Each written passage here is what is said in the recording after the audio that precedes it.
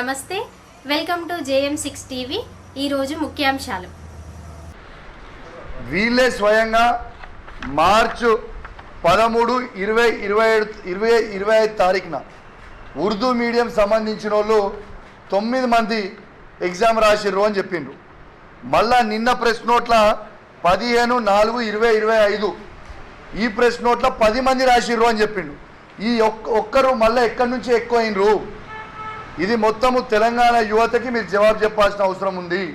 ఇది అఫీషియల్గా వాళ్ళ వెబ్ నోట్ మాత్రమే, మేమేం కొత్తగా తయారు చేసింది కాదు. మార్చి 13, 4, 20, 25 నాన్న 9 మంది ఉర్దూ ఎగ్జామ్ రాసిరని చెప్పిండ్రు. 15, 4, 20, 25న 10 మంది రాసిండ్రు అని చెప్పిండ్రు. మరి ఆ ఒక్కరు ఎక్కడి నుంచి పెరిగిన అనేది ఖచ్చితంగా వాళ్ళు జవాబు చెప్పాల్సిన అవసరం ఉన్నది. దీంతో పాటు హాల్ టికెట్ నంబర్లు వీళ్ళు చేంజ్ చేశారు. అసలు హాల్ టికెట్ నంబర్ అనేది ప్రిలిమ్స్కి ఏ ఎగ్జామ్ హాల్ టికెట్ నంబర్ రాసినా same hall ticket number mains రాసేటప్పుడు కూడా సేమ్ అదే హాల్ టికెట్ నంబర్ ఉంటుంది. మరి నేను అడుగుతుంది ఏంటంటే ఈ మొన్న అయిన ఎగ్జామ్లో యూపీఎస్సీ తరాన మేము నిర్వహిస్తున్నాం ఎగ్జామ్ అని చెప్పినప్పుడు యూపీఎస్సీలో ప్రిలిమ్స్లో ఒక హాల్ టికెట్ నంబర్, మెయిన్స్లో ఒక హాల్ టికెట్ నంబర్ ఉండదు, సేమ్ హాల్ టికెట్ నంబర్ ఉంటుంది. మరి మీరు ఎందుకు చేంజ్ చేయాల్సి వచ్చింది? ఇవాళ యూపీఎస్సీలో ఎట్లుంటుంది? ఇవాళ ఎగ్జాము కర్ణాటకలో ప్రిలిమ్స్ రాసినా మళ్ళీ మెయిన్స్కి క్వాలిఫై అయితే అది పోయి ఢిల్లీలో కూడా రాయొచ్చు.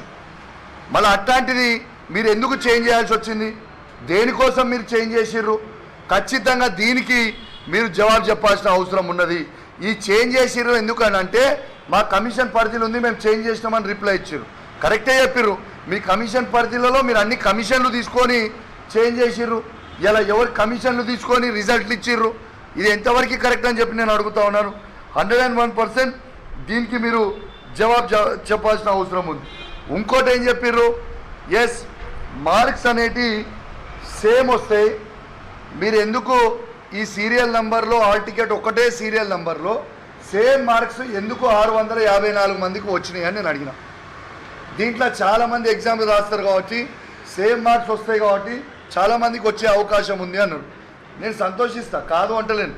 నేను కూడా ఏమంటున్నా, మార్క్స్ మీరు ఇచ్చినప్పుడు డిఫరెంట్ హాల్ టికెట్ నంబర్లకి డిఫరెంట్ వస్తే ఓకే.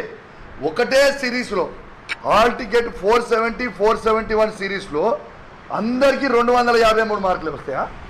ఈ సిరీస్లో అందరికీ హాల్ టికెట్ నెంబర్ 306, 307 ఉన్న వాళ్ళందరికీ 370, 3.5 వస్తాయి. అందరికీ 438, 439 హాల్ టికెట్ నెంబర్ ఉన్న వాళ్ళందరికీ 270.5 సేమ్ వస్తాయి ఎక్కడన్నా?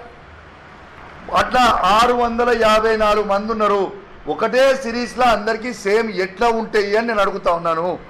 అదేవిధంగా ఆల్టర్నేట్ హాల్ టికెట్ నెంబర్ 276, 278 ఇదేముండదు, 441 మంది 441 మార్కులు వచ్చినాయి. అంటే 276, 278 ఉంటుంది, 277 ఉండదు దీంట్లో. అంటే ఆల్టర్నేటివ్ నంబర్లు ఉన్న వాళ్ళందరికీ 441 మార్కులు 702 మందికి వచ్చినాయి సేమ్ మార్క్స్. ఈరోజు ప్రతిపక్ష నాయకుల దగ్గరికి బాధితులు వస్తారు. అలాగే ఈరోజు టీఎస్పీఎస్సీలో చాలామంది విద్యార్థులు ఎగ్జామ్ రాశారు. మాకు అన్యాయం జరిగింది, కొంతమందికి లబ్ధి పొందినరు. నిజంగా ట్రాన్స్పరెన్సీగా ఒకవేళ టీఎస్పీఎస్సీ ఎగ్జామ్ జరిగితే మాకు కూడా ఉద్యోగాలు వచ్చేదని చెప్పేసి ప్రతిపక్ష నాయకుల దగ్గరికి అప్రోచ్ అవుతుంది. ఆ విధంగానే ఈరోజు బీఆర్ఎస్ పార్టీ కౌశిక్ రెడ్డి కూడా చాలామంది నిరుద్యోగులు రావడం జరిగింది. దాన్ని కూలశంకంగా ప్రతిపక్ష బాధ్యతగా ప్రజలకు న్యాయం చేయాలని చెప్పేసి కూలశంగా చర్చిస్తే అందులో క్లియర్గా ఆధారాలతో సహా ఈరోజు కౌశిక్ రెడ్డి బహిర్గతం చేయడం జరిగింది. మరి ప్రభుత్వం దీని మీద స్పందించాలి. ఎవరో కొంతమంది నాయకులు కావచ్చు, అధికారులు కావచ్చు తప్పు చేస్తే చాలామంది విద్యార్థుల లైఫ్ ఖరాబ్ అవుతుంది. కాబట్టి ఇమ్మీడియట్గా ప్రభుత్వం దీన్ని, ముఖ్యమంత్రి రేవంత్ రెడ్డి చాలాసార్లు మాట్లాడిన అసెంబ్లీ సమావేశాలలో మీరు ఎలాంటి సూచన చేస్తే మేము స్వీకరిస్తామన్నారు. ఇది రేవంత్ రెడ్డి గారు ప్రభుత్వానికి కౌశిక్ రెడ్డి క్లియర్గా సూచిస్తాను. ఇది ప్రజల జీవితంలో తప్పు జరిగింది, మరి మీరు దీన్ని సమర్థిస్తున్నారు రేవంత్ రెడ్డి గారు అని చెప్పి సూటిగా ప్రశ్నిస్తున్నారు. నిజంగా మీరు సమర్థించకపోతే వెనువెంటనే దీని మీద జ్యుడిషియల్ ఎంక్వైరీ స్టార్ట్ చేయండి. మీరు నిజంగానే రేవంత్ రెడ్డి గారు నిజంగా ట్రాన్స్పరెన్సీగా పరిపాలన చేయాలనుకున్నప్పుడు కౌశిక్ రెడ్డి ఆరోపణల మీద నిజాలు తెలుసనుగుణంగా ఈరోజు ఒక జ్యుడిషియల్ ఎంక్వైరీ వేయండి. అంటే అన్నింటి మీద జ్యుడిషియల్ ఎంక్వైరీ ఎత్తారు కదా, మరి దీని మీద ఎందుకు వేయరు? ఇంతమంది విద్యార్థుల జీవితాలతో ఆడుకున్నది కదా. కాళేశ్వరం జ్యుడిషియల్ ఎంక్వైరీ సీచేతుడు ఇచ్చినావు. ఏ చిన్న టీఆర్ఎస్ ప్రభుత్వం మంచి చేసిన అన్ని కూడా జ్యుడిషియల్ ఎంక్వైరీ నడుస్తుంది కదా. కేటీఆర్ మీద, ఫార్ములా 4 మీద అన్నిటి మీద ఎత్తున్నారు, వేసుకో, ఇబ్బంది లేదు. మరి దీని మీద ఎందుకు వేయరు? దీన్ని ఇమ్మీడియట్గా కేటీఆర్ గారు ఏదైతే ఫార్మర్ రేస్ మీద వేసినప్పుడు ఇమ్మీడియట్గా ఈటీ కూడా ఎంక్రోచ్ అయింది కదా. నేను ఇప్పుడు బండి సంజయ్ కూడా రిక్వెస్ట్ చేస్తున్నాను. బండి సంజయ్ గారిని, కిషన్ రెడ్డి గారిని ఒక్కటే, ఈరోజు కౌశిక్ రెడ్డి ఆరోపణలలో నిజం ఎంత ఉందో లేదో మీరు కేంద్ర ప్రభుత్వంలో ఉన్న విజిలెన్స్ ఎంక్వైరీ కానీ, కేంద్ర ప్రభుత్వ పరిధిలో ఉన్న సిబిఐ ఎంక్వైరీ కానీ యాజ్ ఏ సెంట్రల్ గవర్నమెంట్గా మీరు యాక్ట్ చేయండి. ఇక్కడ తప్పు జరిగిందో లేదో ఇప్పుడు ప్రతిపక్షంలో మేము, రాష్ట్రంలో అధికారం లేము, కేంద్రంలో అధికారం లేదు.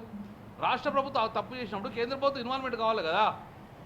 నిన్న మోడీ గారు ఎట్లయితే బుల్డోజర్ పంపిస్తున్న అడవుల మీద అన్నప్పుడు ఇది కూడా ప్రజల మీద జరిగింది దాడే కదా. కాబట్టి ఈ యొక్క రాష్ట్రంలో మంత్రులుగా ఉన్న కిషన్ రెడ్డి గారు, బండి సంజయ్ గారు వెనువెంటనే దీని మీద స్పందించండి. జ్యుడిషియల్ ఎంక్వైరీ చేయించమని డిమాండ్ చేయండి. లేదా మీ కేంద్ర ప్రభుత్వంలో విజిలెన్స్ ఎంక్వైరీ చేయండి, సెంట్రల్ విజిలెన్స్, లేదా సిబిఐ ఎంక్వైరీ చేసుకొని మీరు బాధితులకు న్యాయం చేయండి. ఎవరు తప్పు చేసినా కూడా వారిని శిక్షిస్తాను కూడా మీరు ముందుకు రావాలని చెప్పి మా ప్రధానంగా బీఆర్ఎస్ పక్షాన డిమాండ్ చేస్తాం.